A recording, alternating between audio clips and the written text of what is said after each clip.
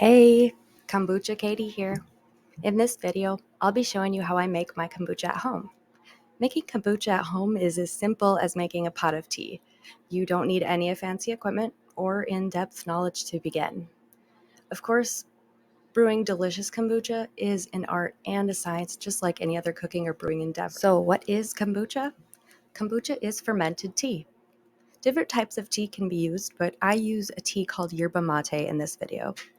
Kombucha is traditionally made from black tea or green teas, sugar, and a symbiotic culture of yeast and bacteria, or a SCOBY. Beneficial bacteria like acetic acid bacteria and yeast cultures create this symbiotic culture, where the yeast consumes the sugar and converts it to alcohol.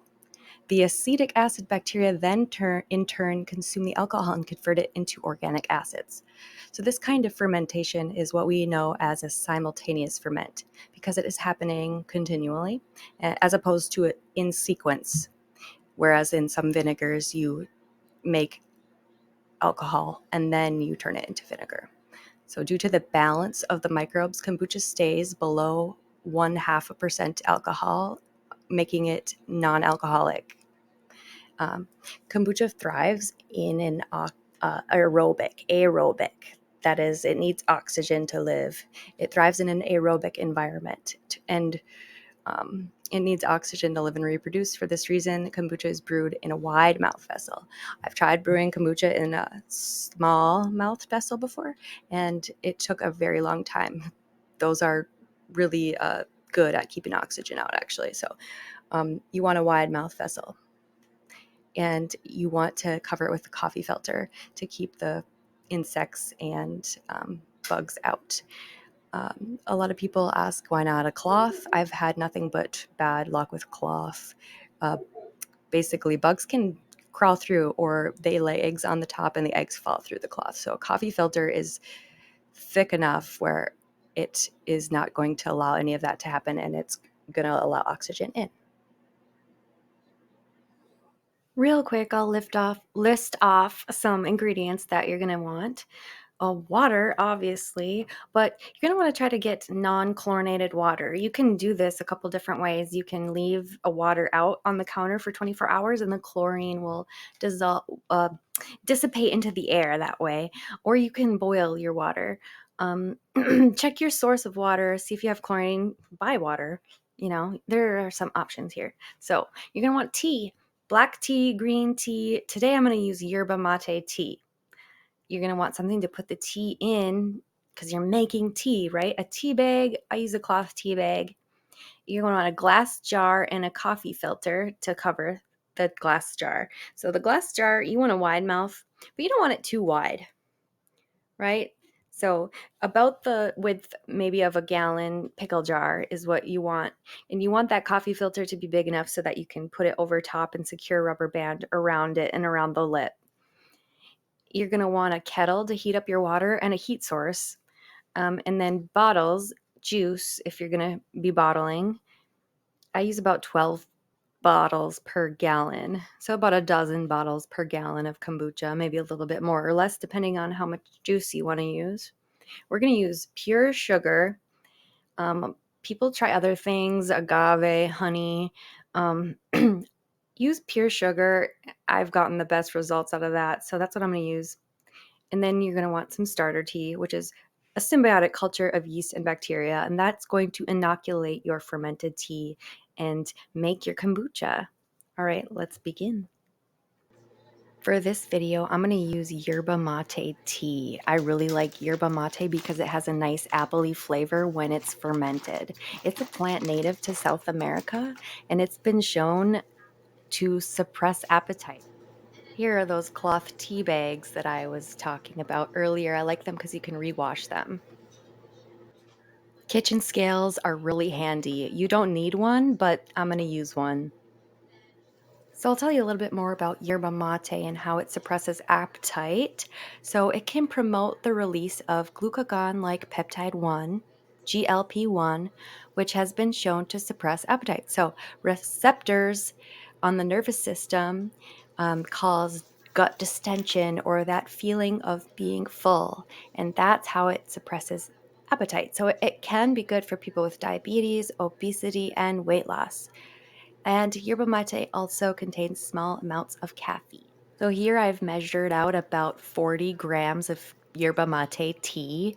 I'm making almost 2 gallons of kombucha, so I go for about 20 grams per gallon. So you're going to want some way to measure out the sugar. You want 1 cup of sugar per gallon of kombucha. So I'm going to measure out about 2 cups of sugar here.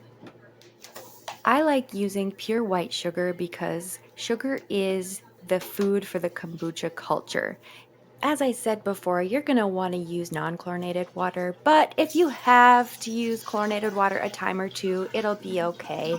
You know, chlorine is added to water to kill microbes, so over time it's going to degrade the health of your culture. While I was measuring my ingredients, I had some water boiling on the stove.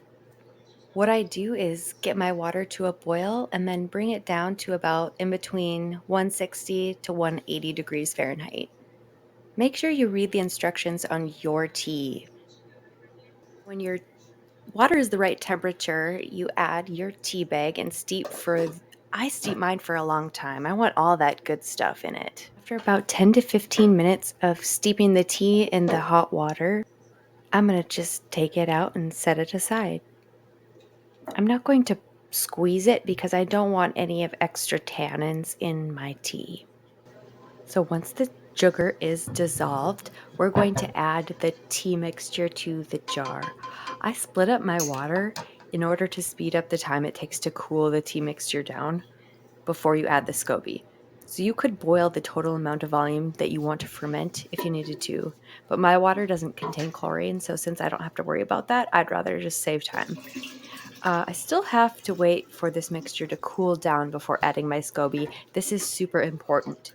The reason that you don't want to have this mixture too hot is that it's going to kill the SCOBY. The symbiotic cultures that are used to ferment this tea are used to living at a temperature between 65 to 85 degrees.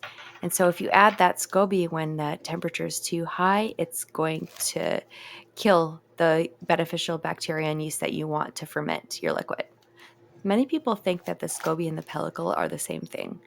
They're often used interchangeably, but the term SCOBY can encompass any culture of symbiotic yeast and bacteria. That rubbery looking thing that forms on the top of your kombucha is called a pellicle. The pellicle is made out of glucose polymers called bacterial cellulose. A pellicle forms as a protective layer on the kombucha. The pellicles alone aren't enough to inoculate the kombucha. You're going to want that starter tea, and this is because you want the total pH of that liquid to drop below a certain point. And I think that is 4.6. And that below that is where microbes have a really tough time growing. So I wipe off the lid of my jar and then I secure the coffee filter over the lip with a rubber band, and it just makes sure that there is no room for any insects or anything to get through. You want to make sure you get that rubber band over the lip of the jar. All right, so once you have your kombucha ready, you can set it in a nice dark place and wait about a week. I'm never satisfied with my kombucha after waiting a week, so I like to wait 2 weeks at least. But definitely taste it along the way to see how it's coming and see how it's changing. The really great thing about fermented foods is that they are changing and there's variety and they're never the same twice. You can drink the kombucha straight from this jar, but if you wanting to bottle, it's super easy. All you do is mix to about 25% juice with your kombucha and bottle it and wait a couple weeks for the carbonation. There are a ton of videos to check out on bottling, so check out one of those if you have any questions. Thank you guys so much for watching, and check out my other videos. See ya.